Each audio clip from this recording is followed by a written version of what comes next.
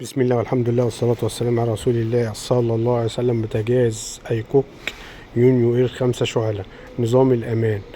طبعا البوتاجاز دوت كان جه قبل كده واتشال منه الأمان، فده فيه مشكلة في العيون من تحت والمواسير وفيه ريحة غاز. طبعا الوش بيتحل طبعا في مسمارين قدام هنا، كل عين ليها مسمارين اهم، واللي ورا 2 ادي كده 4، وهنا 4 مسامير كده 8 و2 كده 10، دول 12 مسمار، وفي 2 من ورا هنا على اليمين و2 على الشمال. كان عامل طريقة فيديو لطريقة حل الوش برضو، لو مسامير طبعا جامدة في طريقة لحلها برضو، مش اي حاجة تتحل كده وخلاص، في طريقة سليمة وسليمة يعني للبوتاجاز عشان لما تحله بعد كده. ادي البوتاجاز لما اتحل اهو، ادي كده ده كان بيولع من تحت، ده كده اهي، دي كانت مقطومه اهي ومسدوده من جوه برضو اهو. ده كده ده سواد كده، ده كان بيولع من تحت، ده كده بيولع من تحت وكان فيه ريحه غاز. طبعا بقى يضرب منهم والكلام ده لغايه لما جابوه. ادي المواسير من جوه اهي، ده مقطمه. انتوا هتشوفوا برضو المفاجاه دلوقتي، يعني الحمد لله ربنا ستر معاهم، هم كانوا بيشموا ريحه غاز. ادي العين الاولانيه. طبعا احنا هنعمل له تعديل، هنشيل نظام الكوبايات والغرف ديت وهننزل الفونيا تحت شبه ما احنا عاملين في يونفرسا وجريازي وايديال، فده بيبقى احسن تعديل بالنسبه لي وبالنسبه للبوتاجاز والفينش بتاعه. طبعا ده هنا الفرن، ده الفرن اللي عدى، ودي الشوايه. ادي بنحل اهيت العين الصغيره والعين اللي ورا ديت اهي. كده انا حليت المواسير كلها، فانا رجعت الوش تاني عشان اعلم، عشان اظبط على البيبه تكون في النص.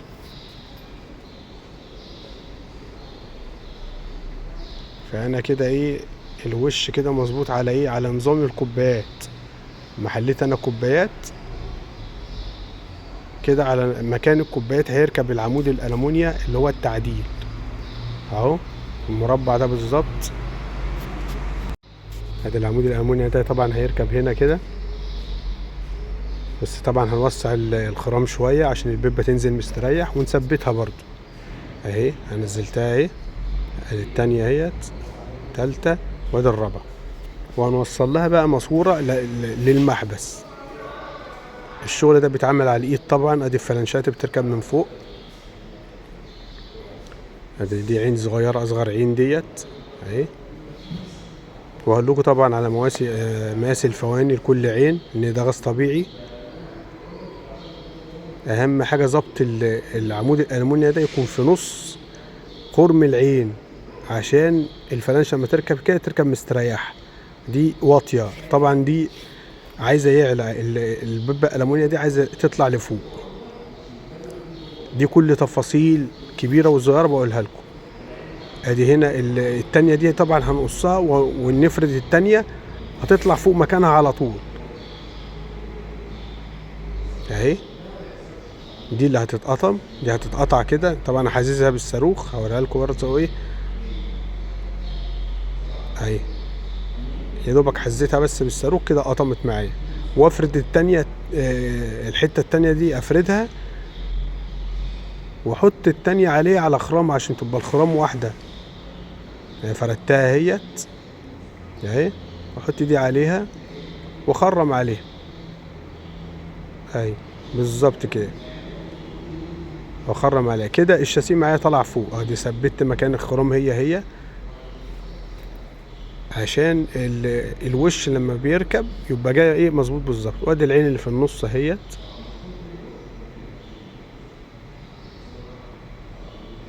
ادي ركبت اهوت. وببتدي بقى هوصل ماسورة كده كده في النص بالظبط كده، ان شغلي تمام كده. الوش على اهم حاجة العين بتلف مستريحة، والعمود لحد فوق، البيبة الألمونيا دي لحد فوق كل ده بأسس البوتاجاز لسه بقى الشغل. طبعا انا عامل لاكور كده عشان هو غاز طبيعي، فبجرب طبعا عشان لو في تسريب ولا في اي حاجة عشان الزبون ياخده يشغله على طول. انا فتحت كده الغاز اهوت، بجرب طبعا مطرح الرباط بتاع اللواكير. اول ما افتح الغاز طبعا بجرب جوانات المحابس. طبعا الراجل صنايعي بجرب بكبريت عادي مفيش مشكلة. دي للشواية. بص بقى المفاجأة، ادي الشواية اهو، يبقى الشواية شغالة والبوتاجاز ينفجر وهو شغال. ده اكبر خطر واكبر غلط. حكاية نظام الكوبايات دي لازم الوش ده يكون بيتحل، يعني الوش اللي عنده بوتاجاز وهو جايبه جديد يهوي المسامير بتاعة الكوبايات كلها، عشان من وقت للتاني يرفع الوش او يجيب صنايعي ويعمل تيست كده على المواسير كلها. انا كده جربت الماسورة، بجرب ماسورة الفرن بقى اهي. ماسورة الفرن نازلة لغاية تحت.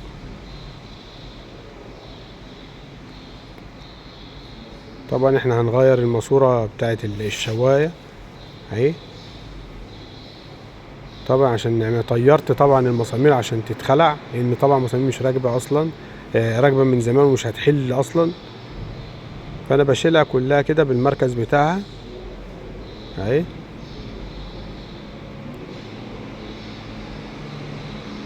طبعا هغير الماسورة بالمركز بتاع الفونيا كله، لان طبعا ما اتحلتش من ساعة البوتاجاز جه. انسى انها تحل، ولا يوم ما تحل هتقطم معاك، يوم ما تحل هتقطم معاك. فانا اجيب ماسورة جديدة واركبها. حتى الصامولة حديد وراكبة في ألمونيا من ساعة ما البوتاجاز اشتغل، بقاله مثلا 10 سنين ولا حاجة، أقل حاجة 10 سنين على اللي فيه ده. هاي ادي الخرم اهوت اللي كان في الماسورة، خرم خطر يعني.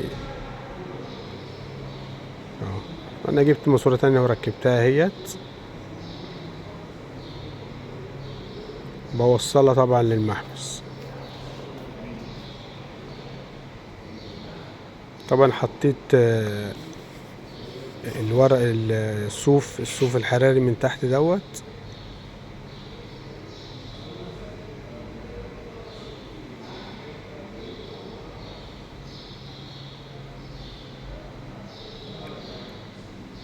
اجرب بقى عين. انا كده وصلت مواسير للبيبات الالومنيا. بجرب طبعا عشان لو في تسريب مطرح الرباط، بجرب مرة واتنين وتلاتة اهو.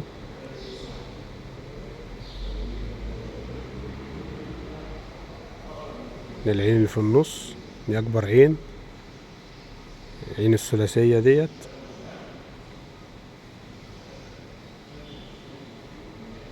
العين اللي ورا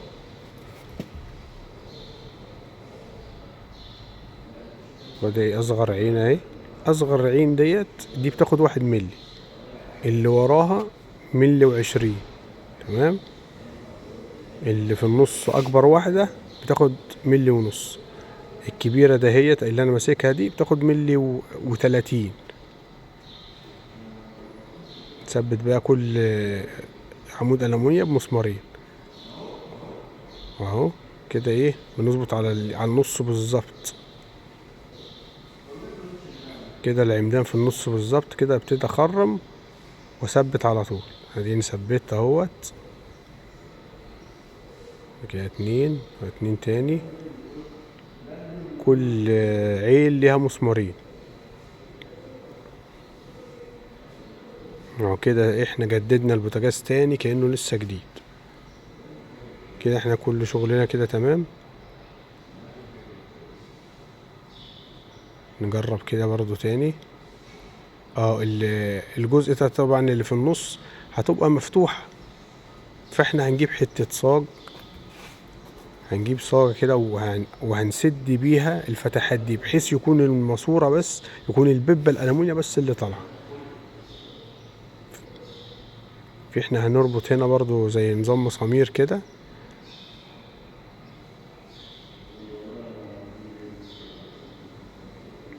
ادي بقى ادي حتة الصاجة اهي. نازله بالظبط على ايه، ربطته ب4 مسامير عشان مفيش حاجه تقع تحت وتحمل ايه سقف البوتاجاز. ادي الفكره الجديده ديت اللي انا بنقولها برضو. دي بنحط ورق ألمونيا. انا خلصت كده كله تمام، وشيكت على كل ماسورة وكل محبس كده مفيش حاجة.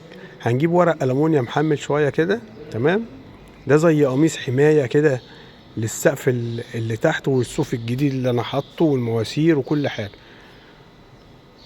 اهو. بعلم على كل عمود وبخرمه كده اهو.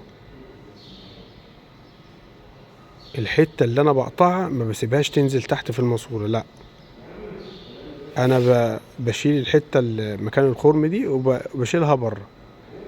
هي لو وقعت في الغاز الطبيعي دي مش هتعمل حاجه، لكن مره مع مره تسد، تخلي الغاز يضرب تحت، يعمل رد على طول، يعمل راجع، لا.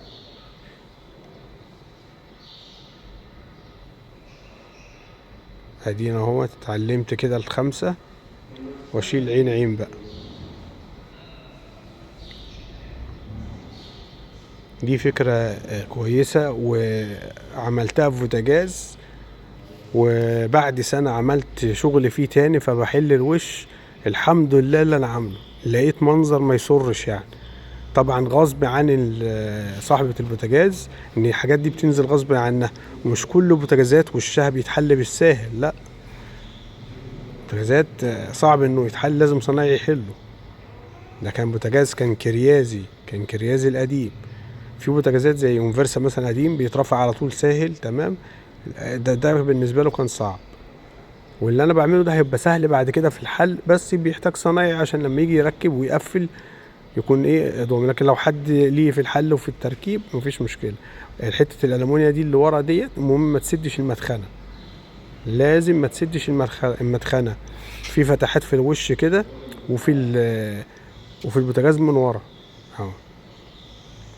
كده كده انا ظبطت كده كل حاجه كده ايه كده، الوش ركب كده اهوت وعشق مكانه من قدام.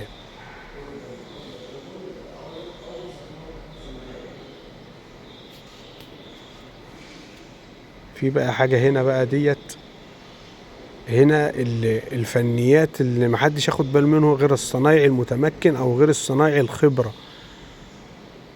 طبعا المسمار ده ممكن اربطه ممكن مربطوش، لكن انا هربطه عشان يرفع معايا العمود على القدر اللي انا عايزه اهو، بيطلع معايا. فانا هحط الفلانشة الالمونيا لازم يوصل لاخر الفلانشة من فوق، وفي نفس الوقت تبقى خفيف، وفي نفس الوقت تبقى متبعة على وش البوتاجاز. فهو ده الاحتراف في هنا او الخبرة هنا اهو اهي. فانا شايف اللي هي مش مستريحة شوية، اهوي شوية بحيث انها تنزل، بحيث احط الورق، احط فلانشة الالمونيا دي تلف معايا على طول اهي، عشان انا مش عايزها تمسك، مش عايزها تقفش، عشان المدام تشيل العيون وتمسح تحتيها باستمرار عشان البوتاجاز يفضل تمام معاها. كل عين انا بربط اهو. بص يعني ممكن تاخدوا بالكم ان الالومنيا بتترفع ازاي معايا اهي، بتترفع واحده واحده اهي كده، واضحه اهي كده. الالومنيا طلعت معايا والفلانشه خفيفه وعلى وش البوتاجاز ده كده تمام. بعمل طبعا العيون كلها كده اهو. العين برضو ديت برضو اهي. انا كل ما اربط كل ما العمود يطلع. معلش هو الفيديو طويل شويه، بس انا بحاول اعمل اوريكم التفاصيل دي كلها، ان المسمار ده مهم جدا. لو العمود تحت وهي شغاله تفضل تعمل بق بق بق. اللهم